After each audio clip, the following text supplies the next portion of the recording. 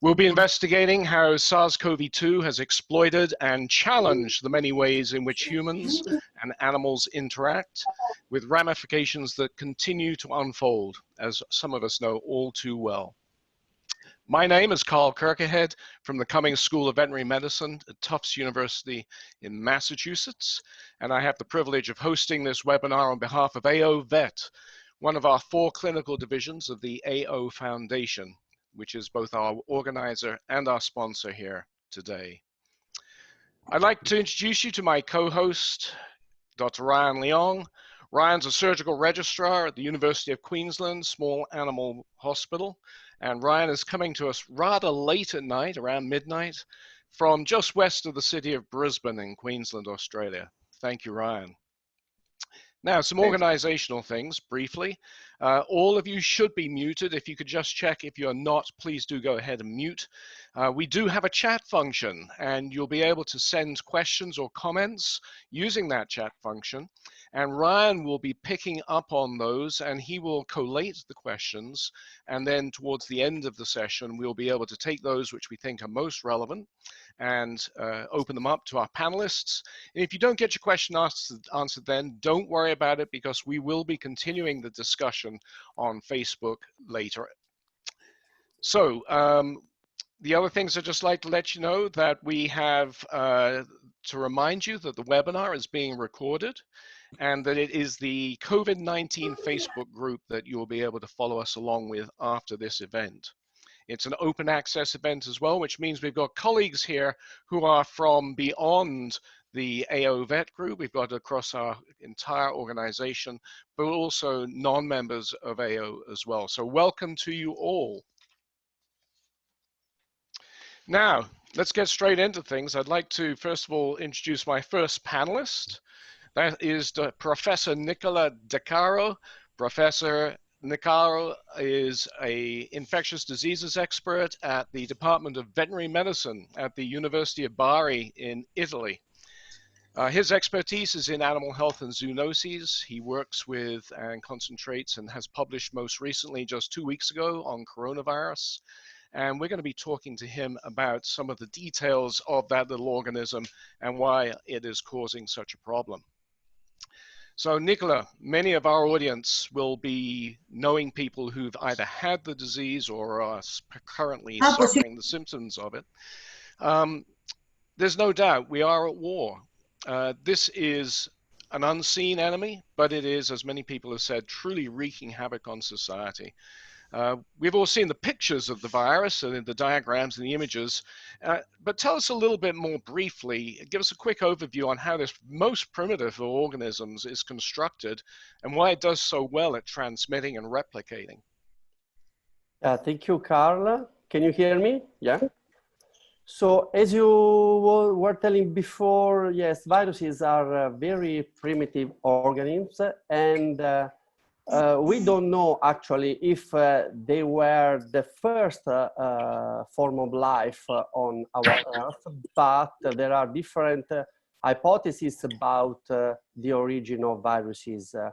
It's not sure that they have had origin in the primordial growth, but more likely they have originated from mobile genetic elements of the genome of more evoluted organisms, or alternative from other extracellular organisms that acquire the ability to parasite cells, losing the ability to survive in the environment without any living host.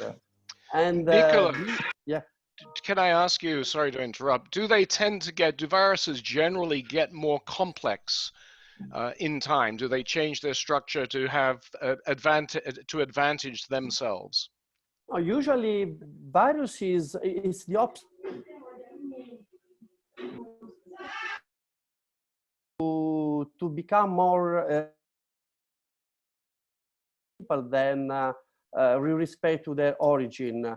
Because, for example, there are a lot of viruses that are able, during replication and during the adaptation to a new host, for example, to lose some genes that are non-essential for viral replication, but can modulate the virulence, the pathogenicity of these microorganisms. So it's not completely true. They tend to become more complex. In most instances, they have the tendency to become very easily destructive.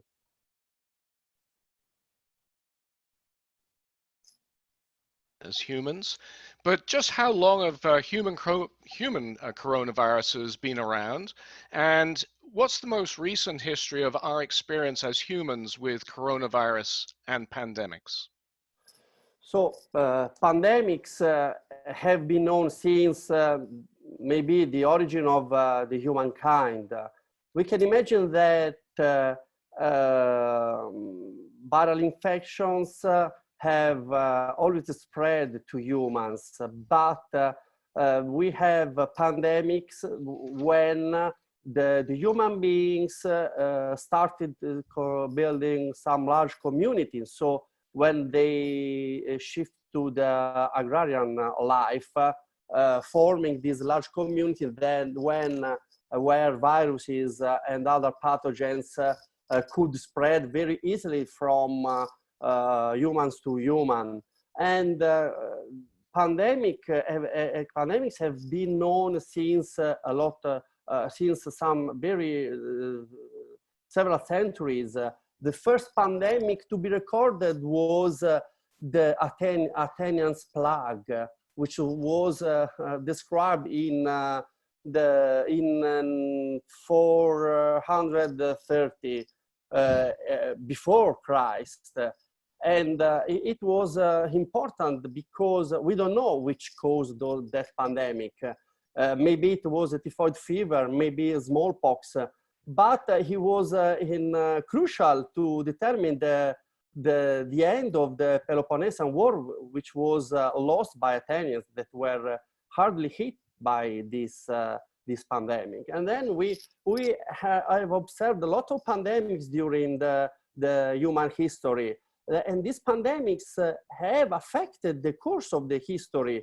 As for example, another pandemic, the Antonini plague, that this was more likely caused by smallpox, and this caused the decline, the beginning of the decline of the Roman Empire. And as for our coronaviruses, we know that we have at least 4 endemic coronaviruses, but the main hypothesis is that these endemic viruses that are low pathogenic virus were originally pandemic. And there is an interesting hypothesis that has been posed by some scientists, because there is a human coronavirus, OC43, which was derives from a bovine coronavirus. And it was observed that there was an episodic of respiratory distress, respiratory syndrome in cattle in the 19th century. And after 20, 30 years later, there was a pandemic in human, respiratory pandemic, with an involvement of the neurological system. And the hypothesis now is that that pandemic was caused by these bovine virus that adapted to the human species, causing this respiratory disease with some neurological involvement. Originally, it was attributed to H2N2 influenza virus, but now scientists agree that maybe there was this shift, this host jump of a bovine virus to humans. Nicola, we know SARS-CoV-1, we'll be familiar with that, around 2003 or thereabouts, and since then the Middle Eastern coronavirus, the two substantial impacts on the human population, but they were relatively, I think, easy to control. Where does the current coronavirus come in with its pathogenicity compared with those two? Both SARS and MERS were highly pathogenic, but SARS had fatality rates very lower with respect to MERS. We observed about 11% of fatality rate with SARS and up to 34% of fatality rates with MERS. And these viruses were very highly pathogenic. And also for this reason, they were easily eradicated or controlled. We should remember that SARS epidemics occurred during 2002, 2003, so just lasted 1 year, while MERS-CoV emerged in 2012, but the epidemic is still running now with very few cases, the last recorded at the end of the last year. But the fact that these two viruses are very pathogenic favor the control or the eradication of the infections, of those infections, because the problem with these new coronavirus, SARS-CoV-2, is that it's not so pathogenic. I mean, of course, it's more pathogenic than the coronavirus is historically associated to the human cold. And we will speak about maybe these coronaviruses, but the fatality rate of this virus is estimated officially around 2%, but maybe is less, is lower, about between 0.5 and 1%. And there are a lot of asymptomatic people that they do not know that are infected by the virus. And this virus is clearer than the other two viruses, the other two coronaviruses, because if I am asymptomatic, I feel good, I'm not forced to stay at home or hospitalized in a hospital room. So I go around, I can easily transmit the infection to other people that are in contact with me. For example, in Italy, what the guy who was believed to be the index case, but it was not the index case, was healthy, was a strong guy that had a very intense social life. Right? He was a runner, he had a lot of dinners, and the fact that he has at the beginning no symptoms, no clinical signs, favored the spread of infection. He was able to infect tens and tens of people. Thank you, Nicola. Tell us a little bit about the role of animals as an original reservoir and then as intermediate hosts, final hosts. We hear these different terms. What is the most recent understanding of where the current infection came from in terms of source, and whether or not there is truth to the fact that it may have come through an intermediate host, possibly at the wet market in Wuhan? Yeah. First of all, we must say that there are natural reservoirs for coronaviruses. And these are mainly bats and birds.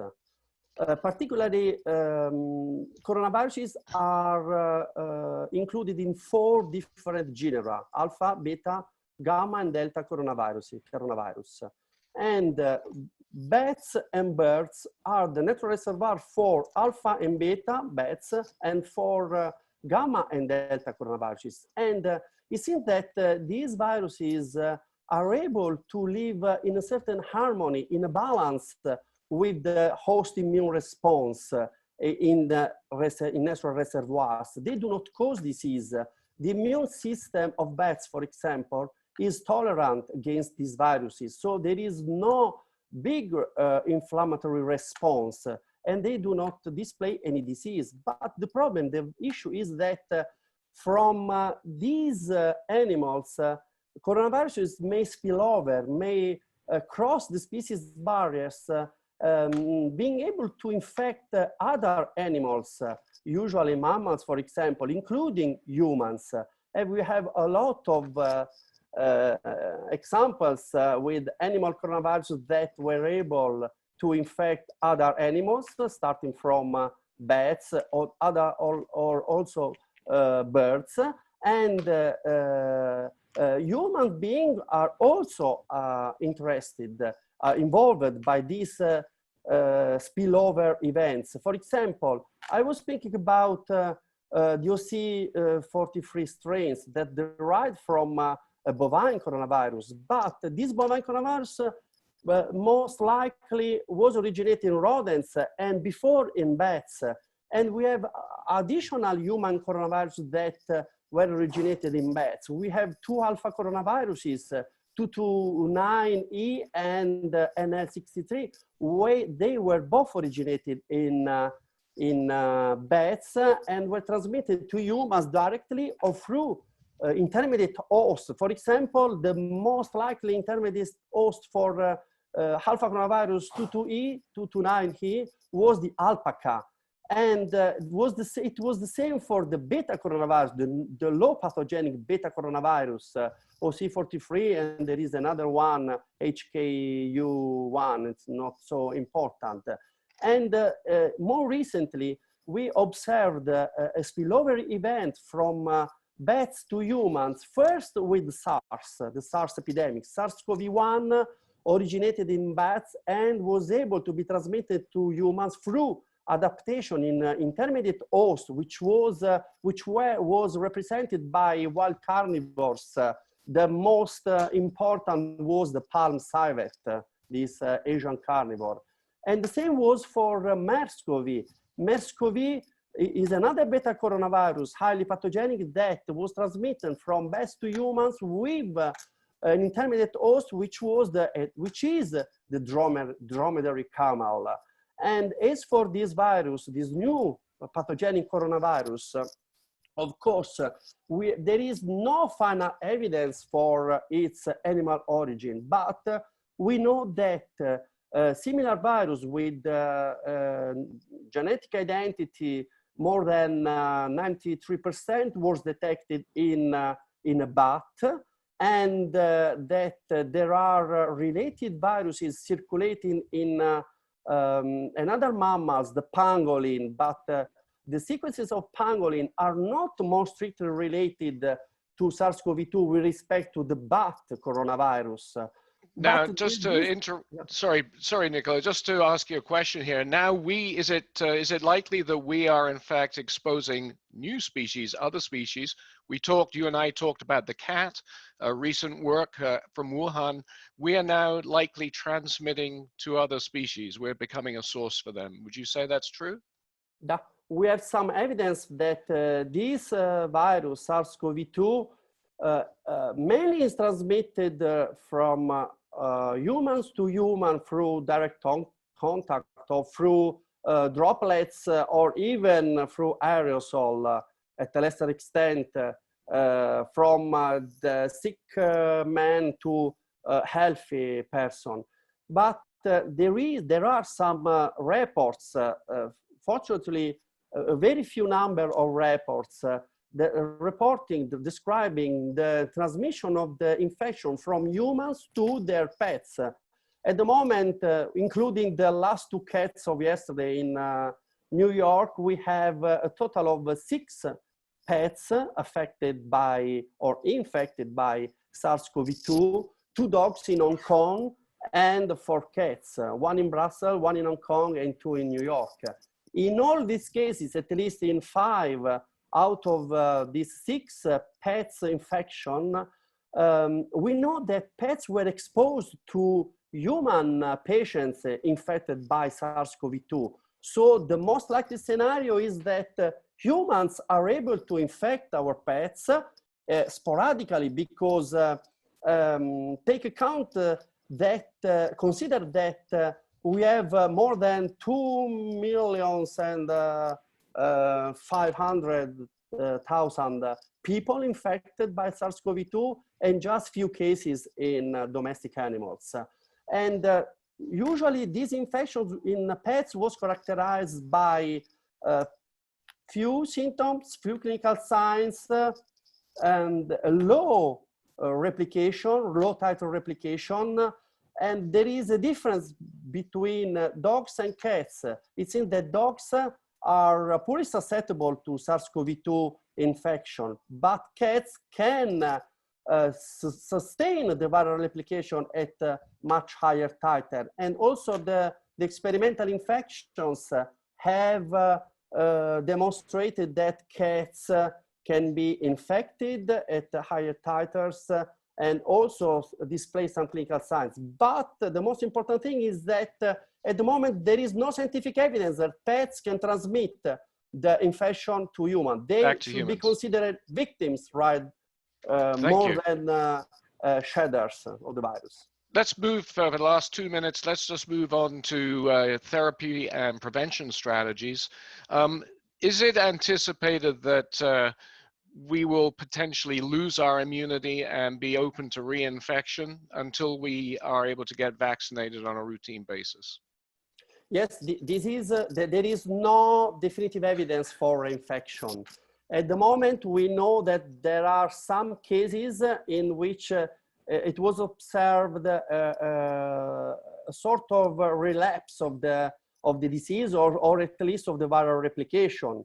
But at the moment, we have no proof that it was a reinfection. Most likely, it was a problem, an issue with the testing of this person, because in SARS-CoV-2 is able to replicate for a very long time, even two months in some infected humans. And in the terminal phase, in the last phase of infection, this viral replication is very low at low titers. And sometimes this replication cannot be, the viral RNA is at low titer, it cannot be detected by real-time PCR, by this gold standard method that we use, is used for the diagnosis of SARS-CoV infection. So Nicola, it's possible that there was lower replication with negative testing, and then again a replication at higher titer that were actually detected. Nicola, with regard to vaccines, will our experience that veterinarians have gained in developing vaccines for animal coronaviruses speed the process for the human coronavirus vaccine?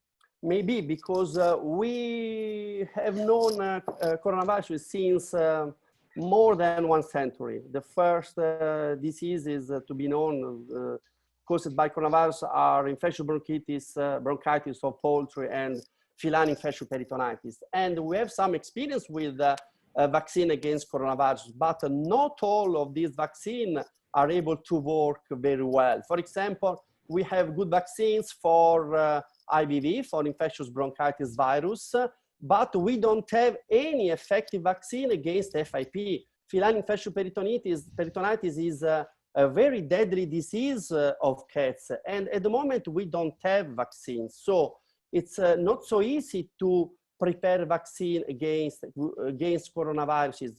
A vaccine that is at the same time safe and effective, because the vaccine should be effective, should protect at least from the disease, but should be also safe.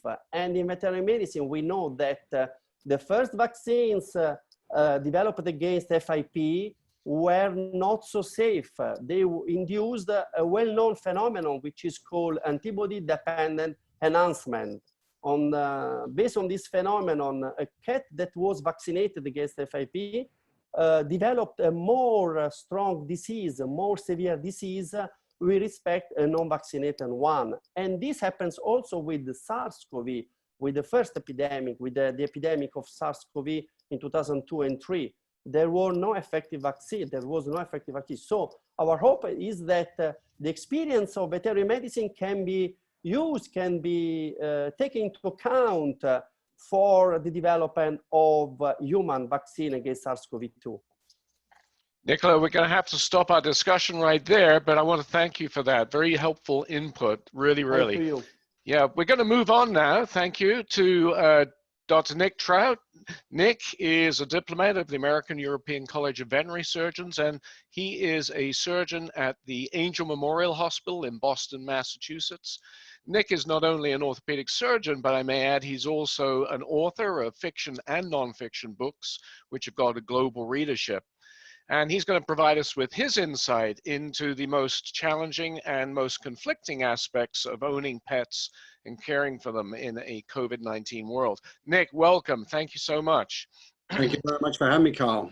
Yeah, that's great. So, give us some context about pet ownership, if you will, in terms of times of stress. Right now, we've got this period of enforced isolation in many countries across the world. Tell us how pets can be, on the one hand, helpful in those circumstances, and on the other hand, provide in themselves a challenge for us. Yeah, I mean, our global pet ownership is massive. We obsess about pets in the United States. 70% of households in the United States have pets. And they are very much considered at the core of the American family. And the same holds true in Europe as well. There's 80 million pets in Europe. There's 80% of households in Latin America have pets. And I'm talking not just about cats and dogs, but also horses and, goats and other farm animals as pets.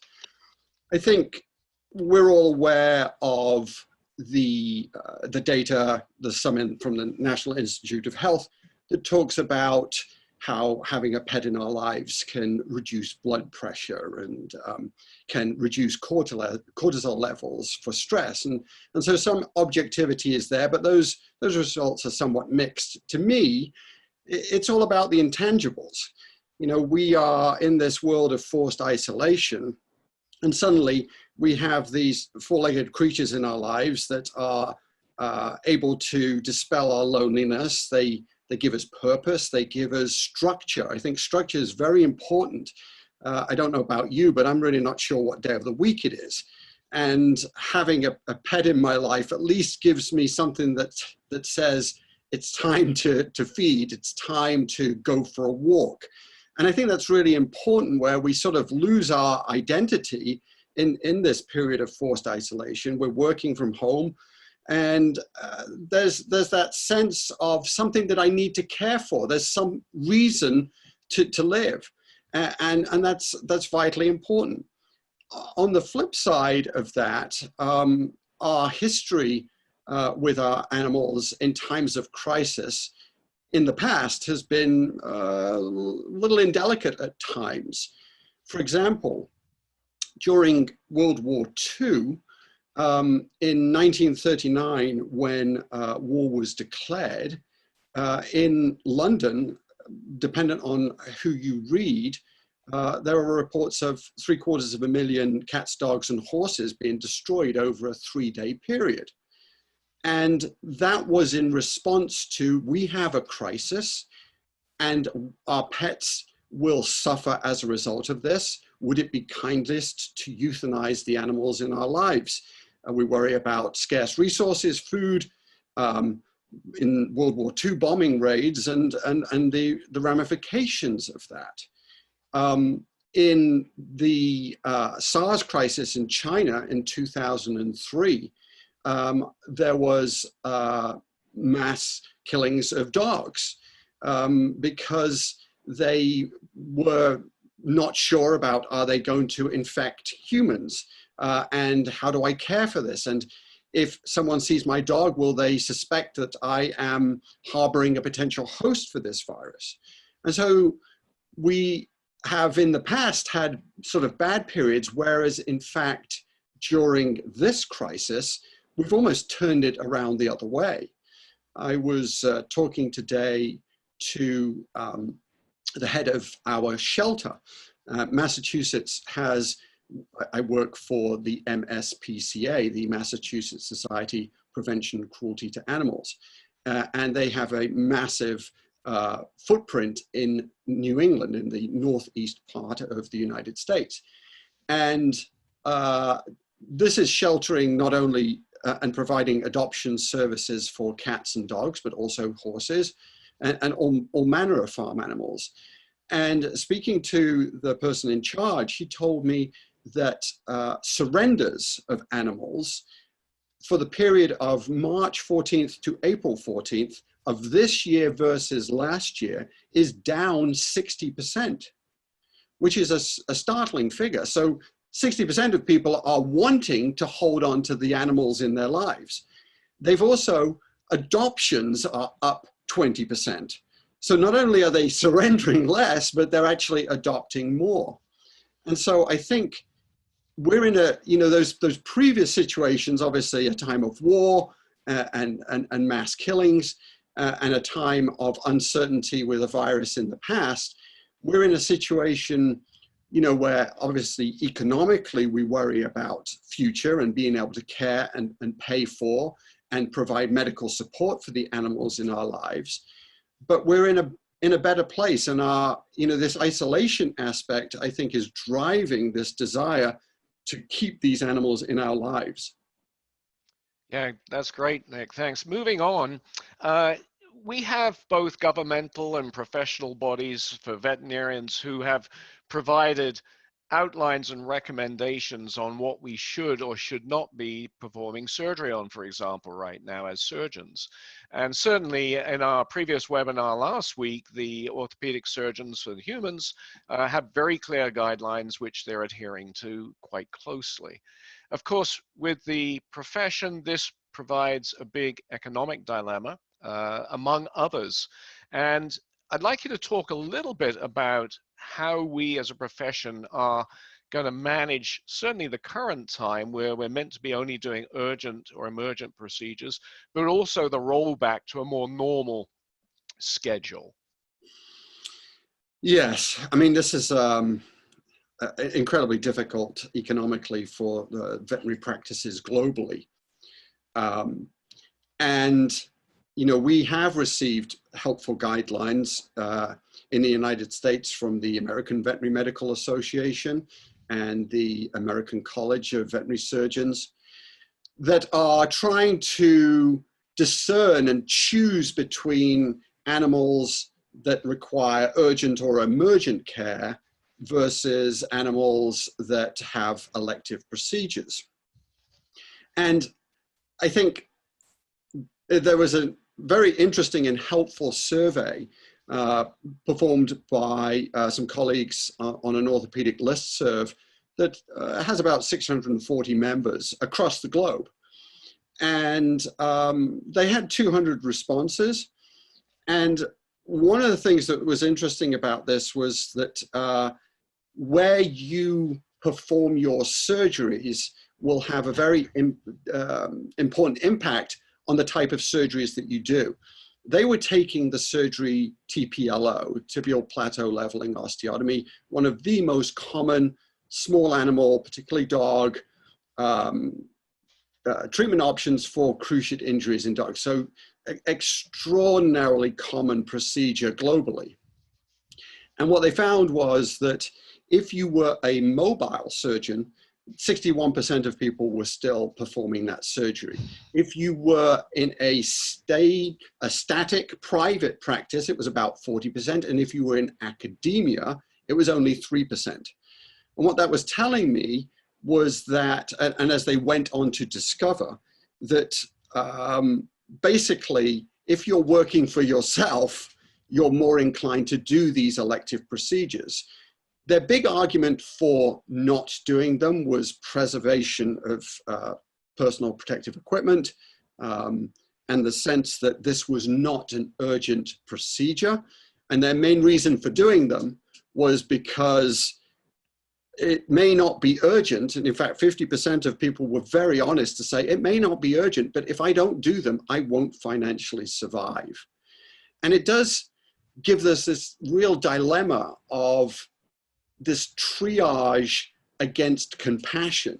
We're trying to be caring for the animals, be they small or large, in our practices. And we are receiving these guidelines that try to tell us, well, you really shouldn't be doing the lump that's been sitting there for the last 12 months on the horse's flank or on the dog's belly, versus if I don't do this, will I be around in 6 months' time to be able to do it then? There's the relationship in referral practices with referring veterinarians. There's the relationship with your clients. I mean, creates a very gray zone. And it is really, it is evolving all the time. I can tell you from my own personal experience that 3 weeks ago, I wasn't doing any elective surgeries. Now I am doing occasional TPLO surgeries. The ACVS has been very helpful in trying to define what's going on in terms of saying anything that causes irreversible harm. But as any orthopedist will tell you, I could tell you that if we don't do a surgery, there will be ongoing cartilage damage, there will be ongoing inflammation.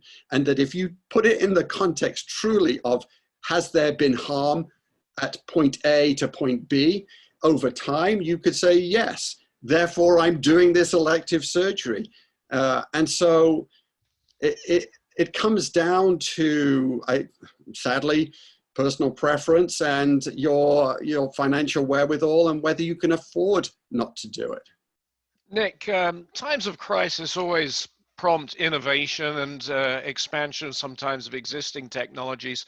And one of the areas we're seeing that a little bit, I think, is with telemedicine. Can you, and that's, I believe, is the same for the human field as well, in terms of human medical field. Can you talk to us a little bit about that in the context of veterinary medicine right now? Yes, I think, again, colleagues of mine at work are starting to use telemedicine. I know in the human field that they are, the folks who have been wanting to expand telemedicine for many years are absolutely thrilled by the COVID crisis because finally they're getting their moment of glory. There are, the AVMA, the American Veterinary Medical Association, has tried to open the restrictions on telemedicine during this difficult time so that more clients can opt for that. The state of Massachusetts, where you and I live in New England, does not have so much leeway. They do require you to have a veterinary client owner-animal relationship, and that has to exist before you can engage in telemedicine. I'll tell you that colleagues of mine in veterinary ophthalmology have found it very helpful. I think in that most pet owners now are much more savvy about video recordings with their cell phones and decent quality photographic images being sent to act as an adjunct. But what I'm hearing is the necessity to very much warn the owner that there are limitations in our virtual examination, that we may be wrong, that we would love to follow up. And so, in the world of veterinary orthopedics, which is so much requiring a physical, hands-on, tactile experience to get a sense of what's going on, I worry that there may be limits to what we will achieve. I think it's great to have it on board at this point in time, but I think for me personally, I just view it as an adjunctive option. Nick, that's great, and I'd like to thank you for your contributions. Going to move on now to Dr. Mona Hoerdemann, another guest of ours who is an equine surgeon, diplomate of the American College of Veterinary Surgeons. And she works at the Dubai Equine Hospital in the city of Dubai in the United Arab Emirates. Welcome, Mona.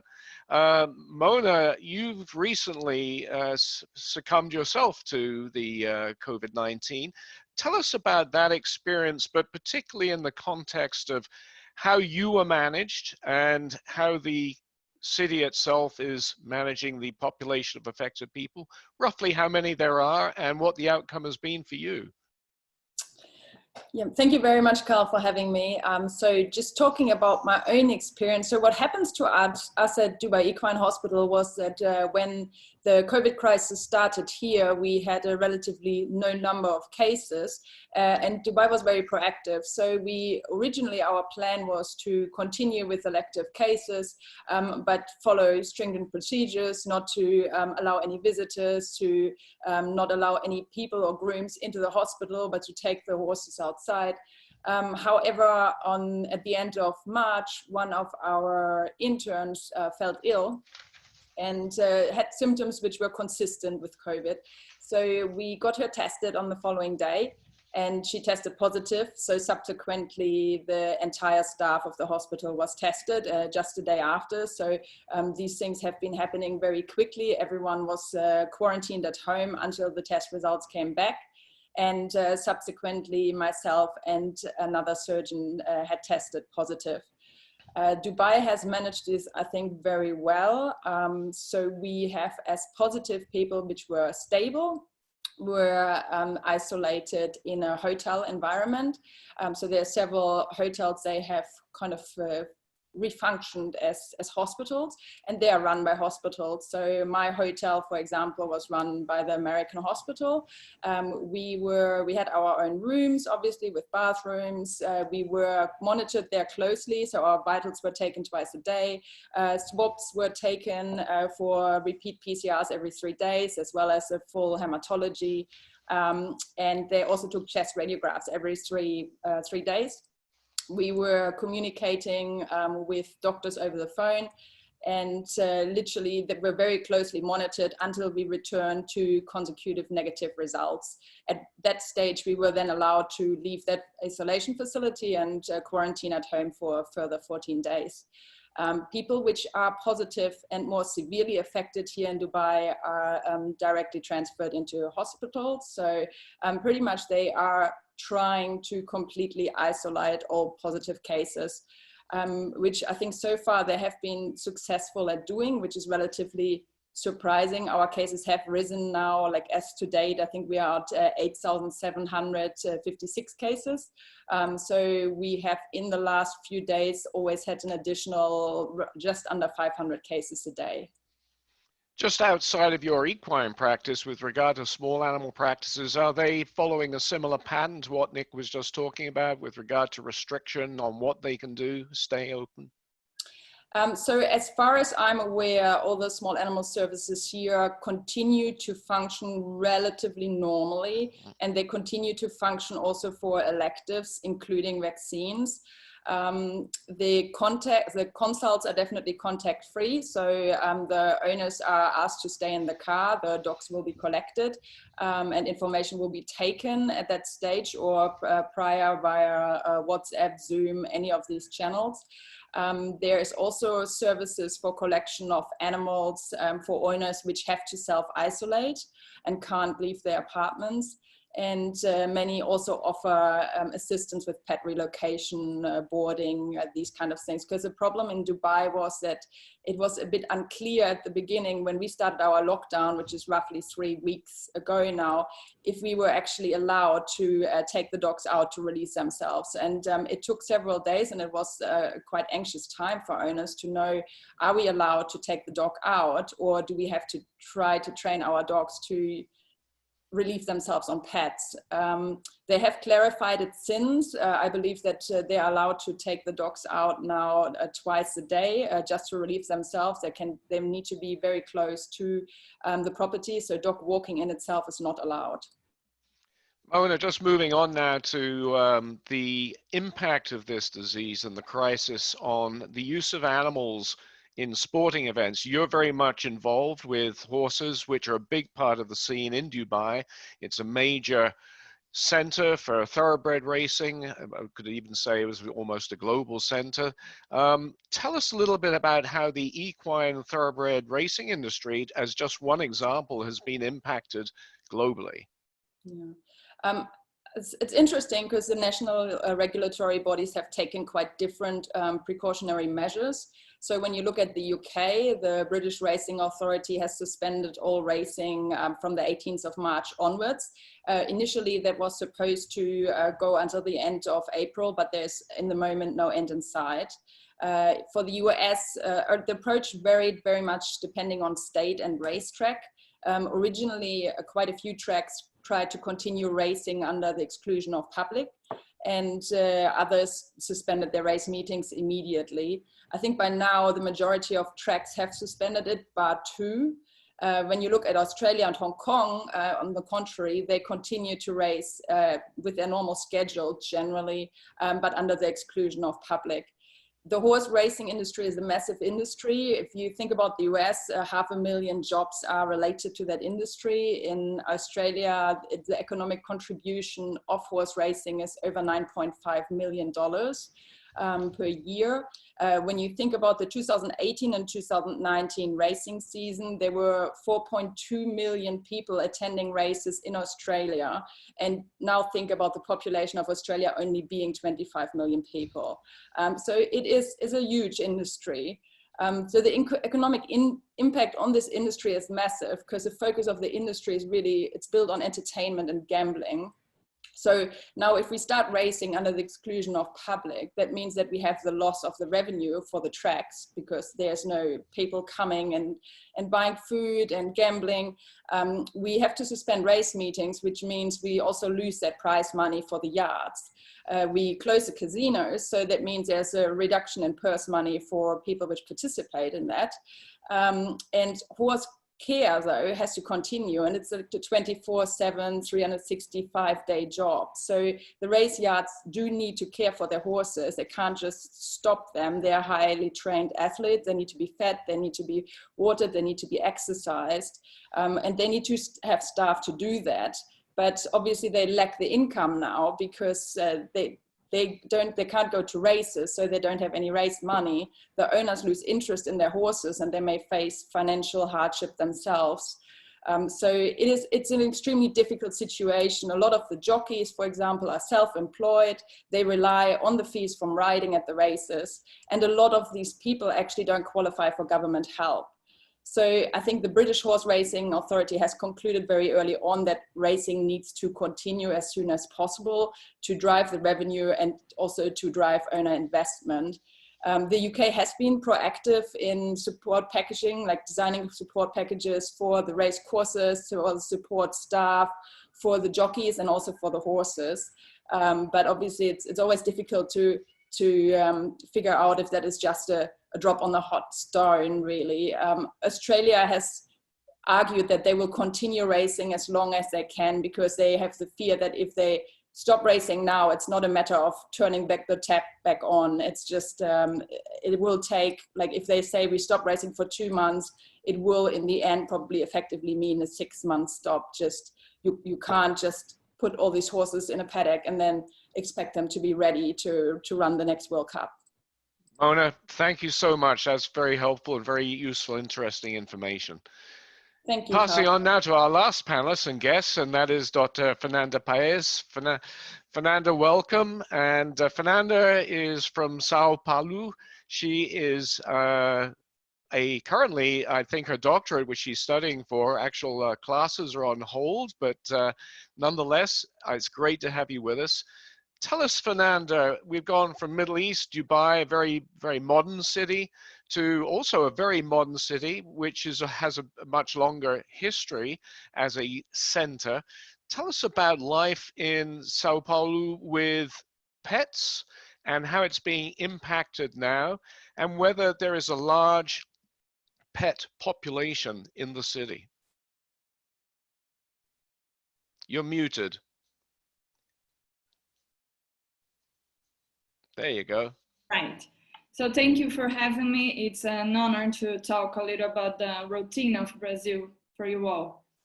So I think that São Paulo, it's a huge city. You know, we have something around 12 million population number, but Brazil is a very big country. We have, I don't know, 2,000 million population right now. In São Paulo, we had right now a number of, in Brazil, actually, we have a number that is something like 44% of the 65 million households own at least one dog and 12% at least one cat.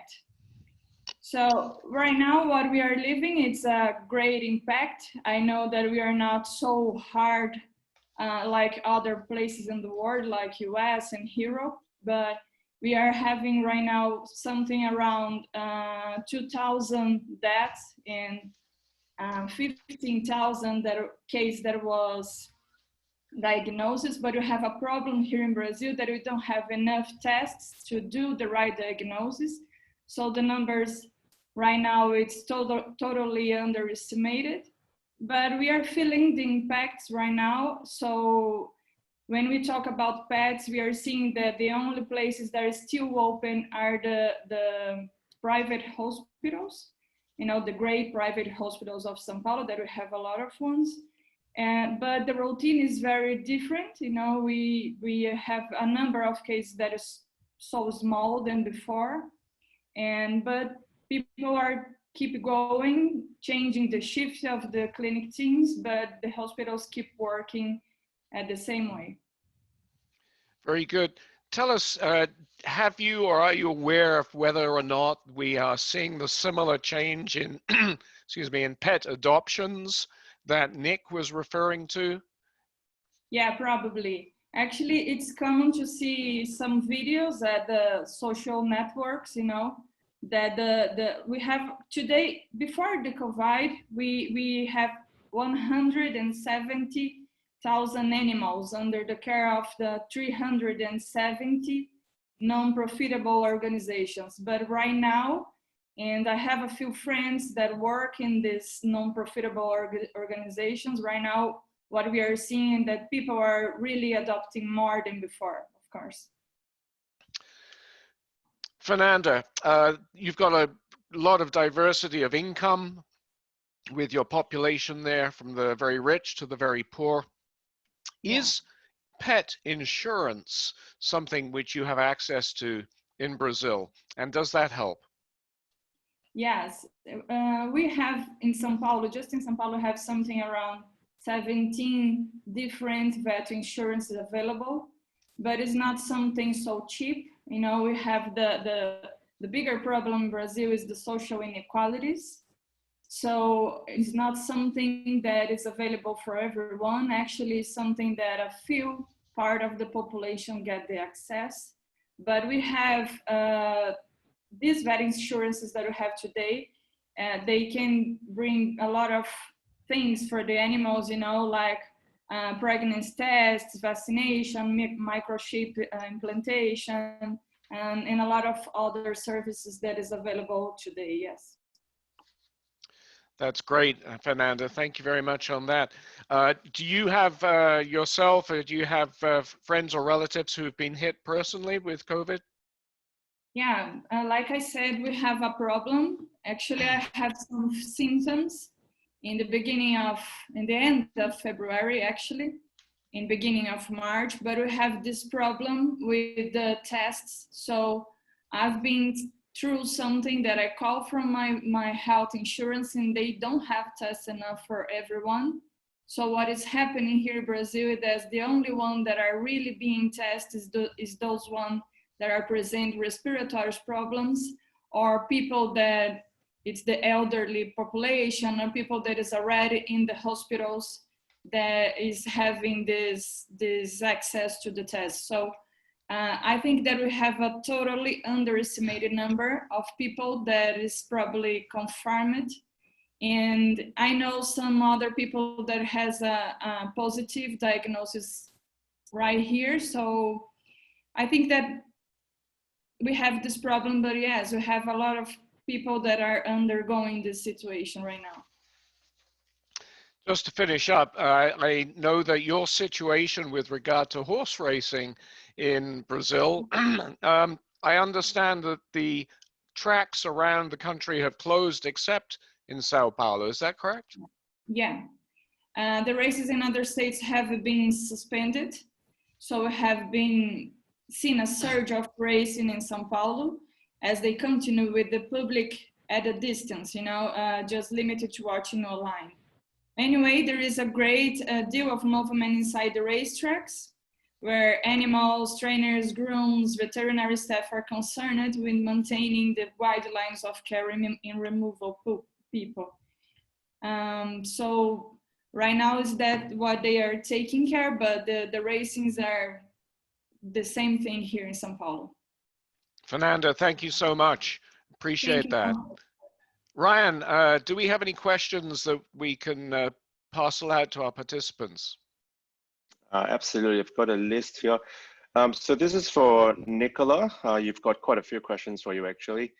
This is coming from Alexander Reiter. For those of us working in veterinary medicine, in particular being exposed to COVID-19, such as cats when we are doing any aerosol producing procedures such as dentistry or oral surgery, should we take any particular precautions? For example, rather than using level 3 masks, should we be also using N95 masks when doing scaling and polishing of teeth in cats? Nicola? Yes, thank you. It's a good question. And of course, I contributed to the Italian guidelines of the National Health Institute for veterinarians. And yes, I recommend to use this mask. I have to say that there is no perfect agreement between the European and American classification of masks. But N95 respirator should correspond to our FFP2 masks. And it has been proven in humans infected by SARS-CoV-2 that some medical procedures are able to generate a very impressive amount of aerosol. So personnel and physicians and other staff close to the patients are exposed, may be exposed to this amount of virus and can be infected even through aerosol, not only through droplets. And this could be also for pets. Of course, I told you before that there is no, at the moment, to the best of our knowledge, there is no real risk of natural transmission of the virus from pets to humans. But for vet that is doing these procedures, these invasive procedures, and that can generate aerosol, it's better to wear the mask, better the N95 mask. And of course, if we know that the pet belongs to an infected owner, we should be very careful. For example, we are suggested to also wear the ocular, I don't know English mask, the Goggles. The glass, yes, the glasses, to prevent any contamination of the eyes, because another way for virus to enter the organism is the conjunctiva, so the conjunctival mucosa. This is another important way. So we have to protect our respiratory tract, but also our eyes. Nicola, just building off of that, in the report that we were discussing earlier, 15% of cats in Wuhan out of a total of about 120 tested positive for SARS-CoV-2. Does that mean that they could, if they were being surgerized, they could be a source of contamination and possibly infection for humans? No, I believe that they can get infected. They can shed also virus at high titer, but I don't believe that they could be a source, an important, so at least source of infection for humans. At the moment, there is no real circulation of this virus among pets, and all reports we have, they account for a human to cat transmission. And to be honest, in the experimental infection involving dogs and cats, there were some cats that were posed in contact, were in close to some healthy cats that were in close contact with the experimental infected cats. And some of these cats get infected as well. But this is not enough to prove that they could play an epidemiological role for humans. Ryan, please go ahead. Thanks, Nicola. That actually does answer another question that we've got from Francesco. So that's all answered. So we've got another one coming from Amir. He's asking, what do you think about whether or not this virus, do you think this virus will go on to mutate to a less lethal form or a more lethal form? Okay, at the moment, we cannot do any prediction, of course, but we can use our experience with animal coronavirus and also with human coronavirus. In most cases, coronavirus have the tendency to, the trend to become less pathogenic. They are able to adapt to the human host or to the animal host. And in the first phase, they can cause pandemics or panzootics if we refer to animals. But after they become less pathogenic, and when they become endemic in the population, they are not so pathogenic for two different reasons. The first is that they mutate. And mutating, they can also better adapt to the new host, thus being in a sort of balance with the host. Because for them, it's better that they do not cause an important disease. We have the case of feline coronavirus. Feline coronavirus is able to circulate among cats without any clinical signs. And there are only few cats that develop FIP after there is another mutation in the viral genome that determines the shift from the enteric tropism to the monocyte macrophage tropism.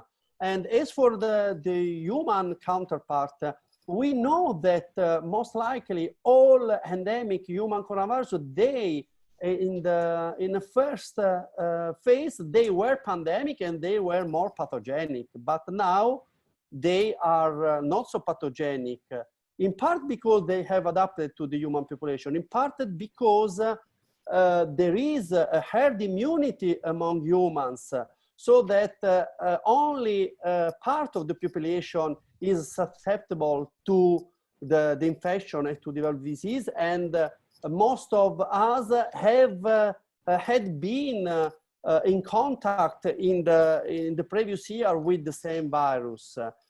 But this is just a prediction. We cannot say, we cannot tell what will happen in the next future. I think just time for one more question, probably, Ryan. All right, not a problem. So we've got one here, which is a slightly technical question, but I thought that might be interesting as well. So Charmaine's wondering, Nicola, could nanotechnology be used to detect COVID-19? And do you think that this is going to be more sensitive compared to PCR? Yes, this is a promising technology for detecting viruses. I'm not expert of nanotechnology. I'm expert of real-time PCR assays because I developed a lot of assays that are commonly used for cats and cat and dog viruses. But as for nanotechnology, I have started a collaboration with an Italian group that, for example, use this technology to detect the P24 protein of HIV.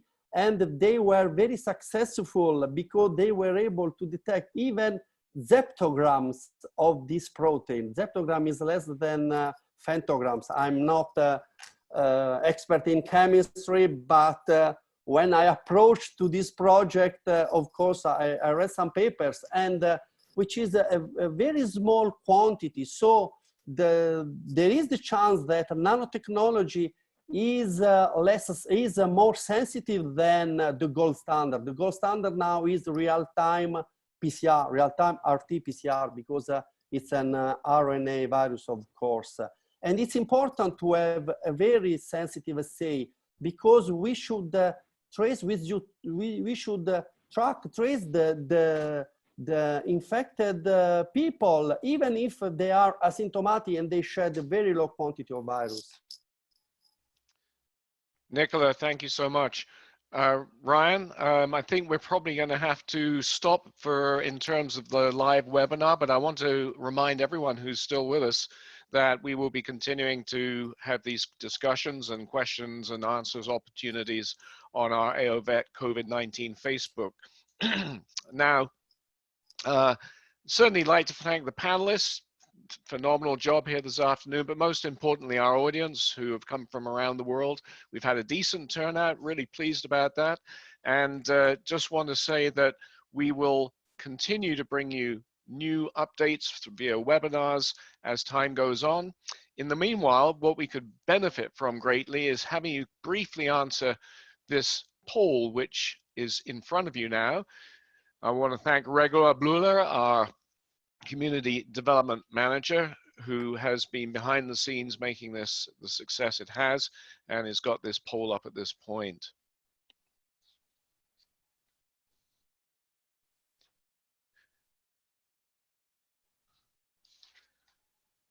While we continue to answer the poll, just to remind you that the frontline reports and webinars organized by the AO Foundation will be continuing just as long as this crisis continues. And I hope you will take the opportunity to join us again.